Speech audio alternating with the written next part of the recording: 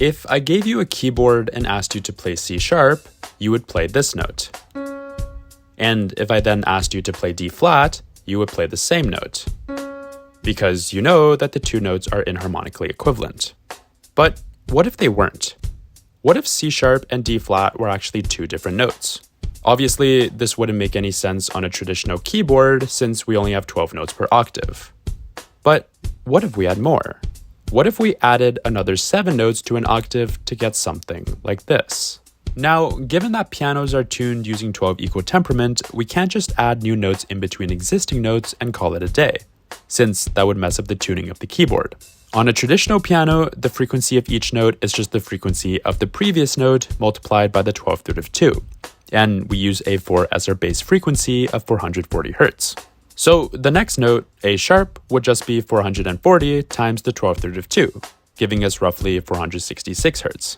Similarly, the next note after that, B, would just be 466 times, again, the 12th root of 2, or roughly 494 Hz. We multiply by the 12th root of 2 every time because there are 12 notes per octave. So if we add an extra 7 notes to our keyboard, we would just multiply by the 19th root of 2 instead. If we keep A4 as our base frequency, then the next note would have a frequency of 440 times the 19th root of 2, or roughly 456 Hz. This new note is then A sharp. The note after that would then be 456 times the 19th root of 2, or roughly 473 Hz. And this new note would then be B flat. Now, A sharp and B flat are two distinct notes and are no longer inharmonically equivalent. You may have also noticed that we've introduced a new note in between E and F and another one in between B and C. Ironically, E sharp and F flat are inharmonically equivalent, and so are B sharp and C flat. Since the notes on our new keyboard all have equal spacings between each other, we call this 19 equal temperament. And systems with more than 12 notes per octave fall under the umbrella term known as microtonality.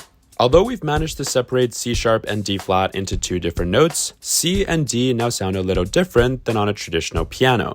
On a traditional 12-note piano, to go from C to D, we multiply the frequency of C by the 12th root of 2 to the power of 2, or roughly 1.122, since we have to pass through 2 notes to go from C to D. However, on our new 19-note keyboard, we have to multiply the frequency of C by the 19th root of 2 to the power of 3, or roughly 1.116, since there are now 3 notes separating C and D. Trade-offs like these are inevitable when we start introducing microtones. Nevertheless, microtonal tuning systems can also give us more creative freedom. For example, if we divide a keyboard into 24 notes, we get something like this. We still have our major chords and our minor chords, but now we also have something in between, called the neutral chord. If we bump up the number of notes to 31, we keep our major, minor, and neutral chords, but now we also get the sub-minor chord, as well as the super major chord. The more notes we introduce, the more possibilities we create. So the next time someone complains and tells you that C sharp and D flat are just the same note, perhaps you can sit them down and give them a lesson on microtonality.